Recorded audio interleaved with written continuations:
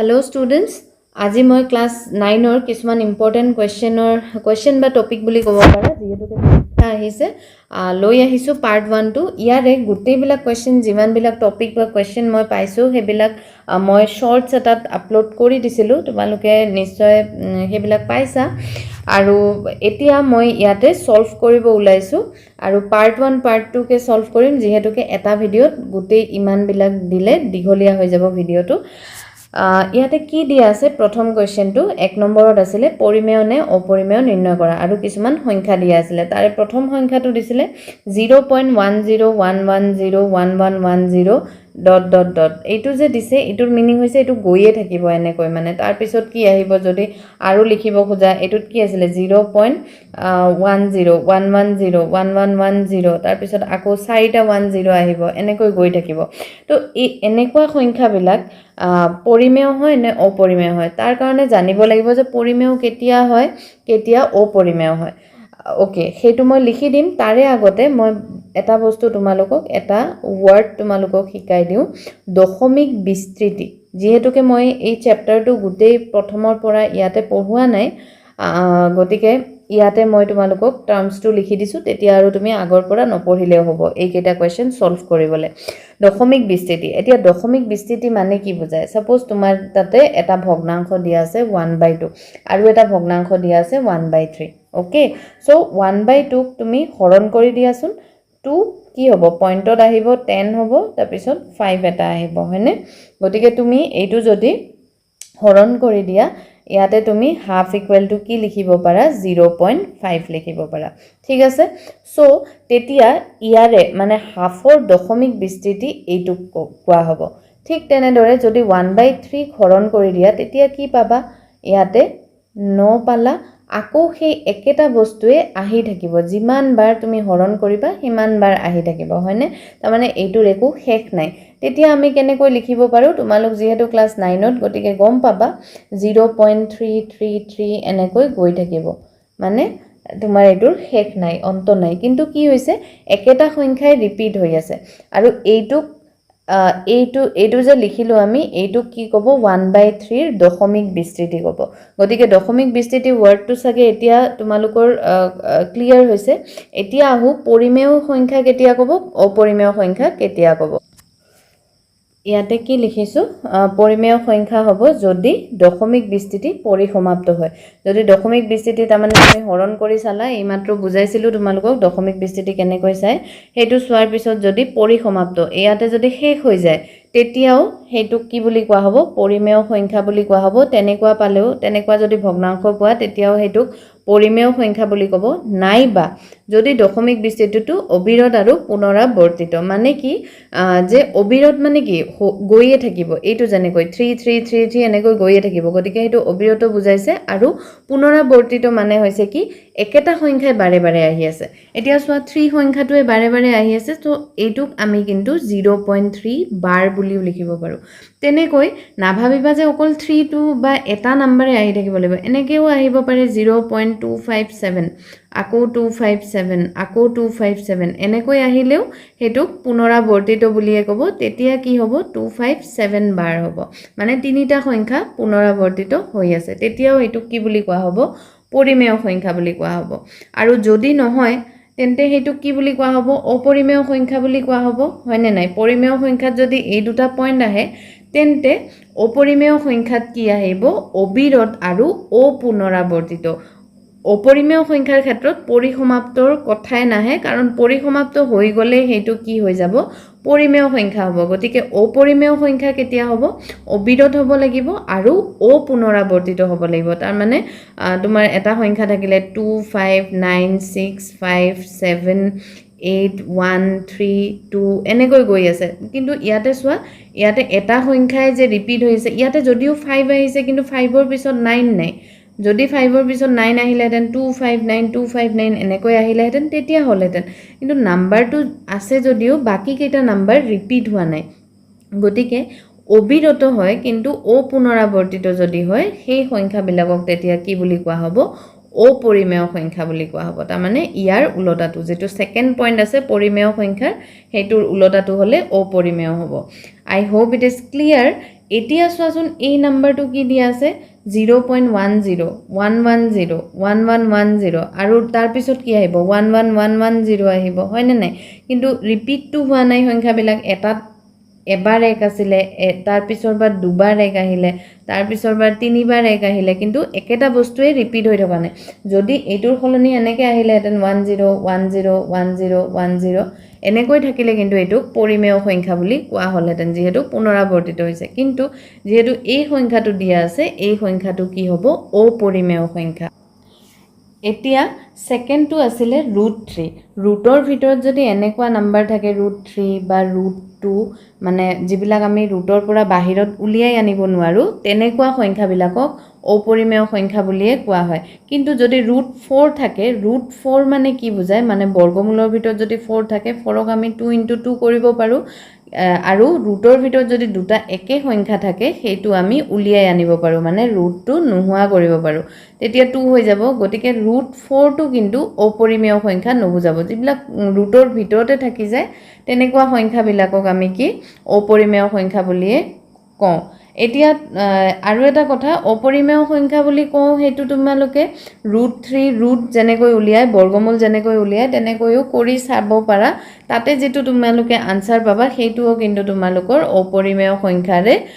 যেটো ৰুল আছে তাতে পৰিব কিন্তু এতিয়া মই হেবিলাক আৰু দেখুৱা নাই যেহেতু তোমালোকৰ পৰীক্ষাত সময়ৰো কথা থাকিব গতিকে হেতু মনত ৰাখিবা এতিয়া যদি √16 থাকে হেতু কিন্তু মন কৰিবা √16 টো কিন্তু আকৌ অপৰিমেয় সংখ্যা নহয় কিয় কাৰণ 4 পূৰণ 4 কি হয় 16 হয়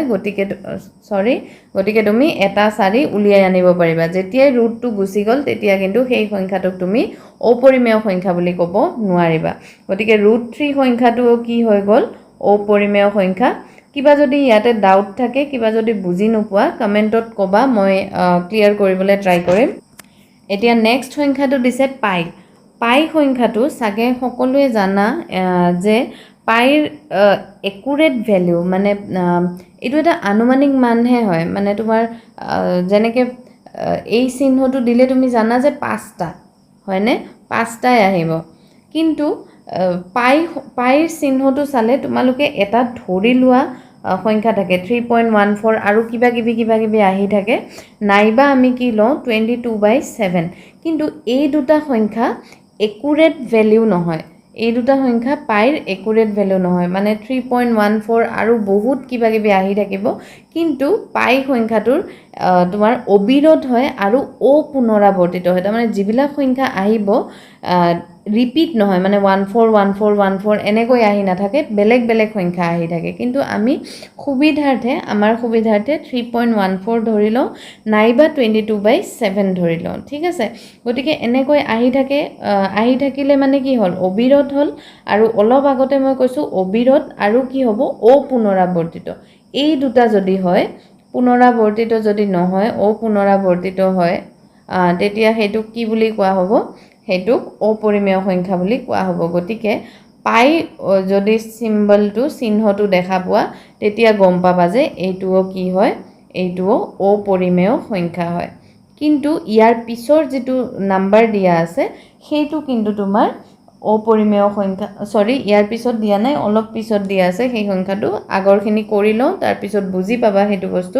কাৰ কথা কৈছো মই ভিডিওটো লাষ্ট লৈকে চাবা ইয়াৰ পিছত দিয়া আছে √14 টো তুমি যদি ভাঙি দিয়া মানে তেতিয়া হলে কি হৈ যাব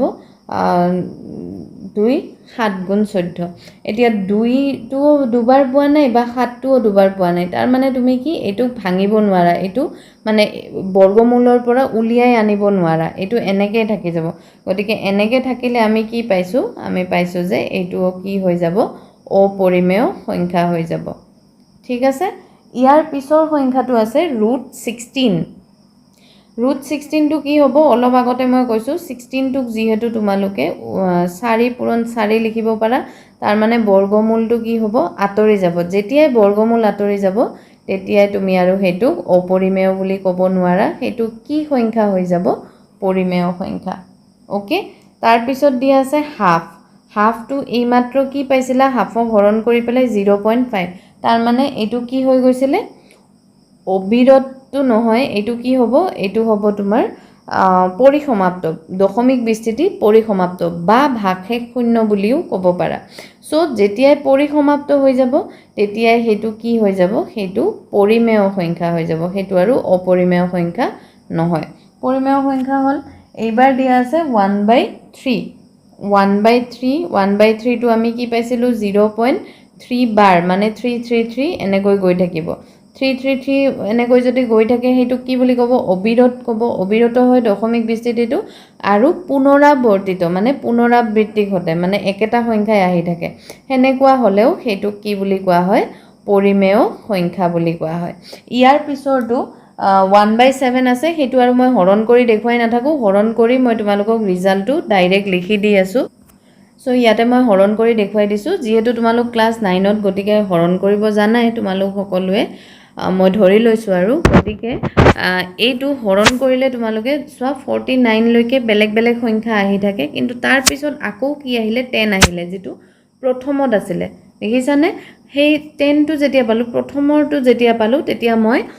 স্টপ কৰি দিলো কিয় কাৰণ মই জানো আকৌ সেইখিনিকে আকৌ 1 আহিব ইয়াতে আকৌ 4 2 8 5 7 আকৌ 1 আহিব তেনেকৈ তুমি তোমাৰ যদি বিশ্বাস নহয় তেতিয়া হলে তোমালোকে এবাৰ হৰণ কৰি চাই ল'ব পাৰা ঠিক আছে গতিকে একেটা নাম্বাৰ যেতিয়া আকৌ পাম তেতিয়া হেতু মই কি কৰিম তাতে স্টপ কৰি দিম গতিকে 1 4 2 8 5 7 এইটোৱে বাৰে বাৰে আহি থাকিব কাৰণে মই ইয়াতে বাৰ দি দিছো ঠিক আছে এইটোও যেহেতু একেটা সংখ্যাই বাৰে বাৰে ৰিপিট হৈ আছে গতিকে এইটো কি হ'ব অবিৰত আৰু পুনৰাবৰ্তিত যেতিয়াই অবিৰত আৰু পুনৰাবৰ্তিত হ'ব তেতিয়াই হেয়া কি হৈ যাব পৰিমেয় সংখ্যা হৈ যাব এতিয়া অলপ আগতে যেটো সংখ্যাৰ মই কথা কৈছিলো পাইৰ কথা কওঁতে যে এই নাম্বাৰটো আহিলে গম পাবা যে একে নহয় বুলি একুৰেট ভ্যালু নহয় বুলি মই বাৰে বাৰে কিয় কৈ আছিলো হেয়া গম পাবা এতিয়া মই 22/7 টো হৰণ কৰি দেখুৱাই দিছো ভিডিওটো লং হ'ব কাৰণে মই একেবাৰে হৰণটো কৰিহে দেখুৱাম ওকে সো মই ইয়াতে হৰণ কৰি দেখুৱাই দিছো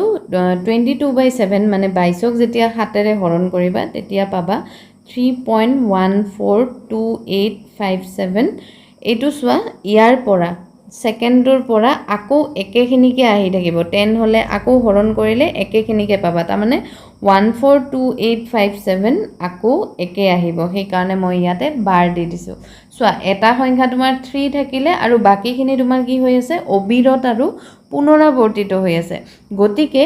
অবিৰত আৰু পুনৰাবৰ্তিত হলে হেয়া কি সংখ্যা হৈ যাব পৰিমেয় সংখ্যা এতিয়া মই যে একুৰেট নহয় বুলি কৈ আছিলো বাৰে বাৰে হেতু কিয় কৈছিলো বুজি পাবা পাই সংখ্যাটো কিন্তু অপৰিমেয় সংখ্যা কিন্তু 22/7 যেতিয়া তুমি ললা তেতিয়া কিন্তু তুমি কি পালা পৰিমেয় সংখ্যাহে পালা যদি পাই ইকুৱেল টু মানে একুৰেট সংখ্যা হলেতেন এইটোৰ ভ্যালু মান এইটোৱে হয় যদি হলেতেন তেতিয়া যদি পাই অপৰিমেয় হয় 22/7 ও অপৰিমেয় হলহেতেন কিন্তু 22/7 সংখ্যাটো কিন্তু অপৰিমেয় সংখ্যা নহয় এইটো কোৱেশ্চন কেতিয়াবা দি দিয়ে পাই যেহেতু অপৰিমেয় গতিকে কিছুমান ষ্টুডেন্টে 22/7 যেহেতু আমি পাই বুলি ধৰো হেতুকো অপৰিমেয় সংখ্যা বুলি লিখি দিয়ে আৰু তাতে ভুল হৈ যায় ঠিক আছে ঠিক তেনেদৰে নেক্সট কোৱেশ্চনটো দিছিলো 3.14 সংখ্যাটোৰ দশমিক বিস্তৃতিটো সোৱা পৰিসমাপ্ত হৈ যায় মানে শেষ ইয়াতে যেতিয়াই 3.14 বুলি দিব যদি দিলেহেতেন 3.14 ... এনেকৈ যদি দিলেহেতেন তেতিয়া হেতু অপুনৰাবৰ্তিত হলহেতেন যেহেতু ইয়াতে বাৰ এটাও দিয়া নাছিলে হয়নে তেতিয়া আমি ভাবিলো হয় এটো অপৰিমেয় কিন্তু যেহেতু ইয়াতে স্টপ কৰি দিছে শেষ কৰি দিছে গতিকে এই সংখ্যাটো কি হৈ যাব এই সংখ্যাটো কিন্তু পৰিমেয় সংখ্যা হৈ যাব এতিয়া মন কৰিছানে পাই আমি 3.14 ও লও আৰু কেতিয়াবা 22/7 ও লও কিন্তু দুটা ক্ষেত্ৰতে কি হৈছে এই দুটা ভ্যালু যদি ডাইৰেক্ট দিয়া থাকে তেতিয়া এই দুটা পৰিমেয় হ'ব কিন্তু পাই যদি লিখা থাকে তেতিয়া হেয়া অপৰিমেয় হ'ব গতিকে এই সৰু সৰু কথাবিলাক মন কৰিবা নেক্সট সংখ্যাটো আছে 0 ক আমি 0/1 লিখিব পাৰো গতিকে এটো কি হৈ গল p/q আকাৰত হল যত p আৰু q কি হয় অখণ্ড সংখ্যা হয় আৰু q not equal to 0 হয় আমি কি পাইছিলো যে জিবিলা সংখ্যাক p/q আকাৰত প্ৰকাশ কৰিব পাৰি যত p/q অখণ্ড সংখ্যা আৰু q not equal to 0 তেনেকুৱা সংখ্যা বিলাকক আমি পৰিমেয় সংখ্যা বুলি কওঁ এটো পাইছা যদি নাজানা তেন্তে কমেন্ট কৰিবা মই বুজাই দিম গতিকে যিহেতু এইটোকে এনেকৈ লিখিব পাৰোঁ গতিকে এইটোও কি হৈ যাব 0টো পৰিমেয় সংখ্যা হৈ যাব এইটোও কোৱেশ্চন আহি থাকে মাজে মাজে 0 পৰিমেয় সংখ্যা নে অপৰিমেয় সংখ্যা এতিয়া নেক্সটটো আছে নেক্সট সংখ্যাটো হৈছে তোমাৰ 2 সংখ্যাটোকো আমি কি বুলি লিখিব পাৰোঁ 2/1 বুলি লিখিব পাৰোঁ গতিকে এইটোও পৰিমেয় সংখ্যা হ'ব মই কমা দি দিছোঁ যিহেতু বহুত সময় লৈ আছে আৰু 2.5 এতিয়া 2.5 দশমিক বিস্তৃতি কি হৈ গ'ল ইয়াতে দশমিক বিস্তৃতি পৰিসমাপ্ত হোৱাৰ লগে লগে এয়াও কি হৈ যাব পৰিমেয় সংখ্যা হৈ যাব মানে লাষ্টৰ এই তিনিটাও পৰিমেয় সংখ্যা I hope it is clear 1 নম্বৰটোৰ গোটেইকেইটা কোৱেশ্চন কৰি দিলোঁ ভিডিঅ'টো গোটেই চাবা আশা কৰোঁ তোমালোকৰ লাভ হ'ব থ্যাংক ইউ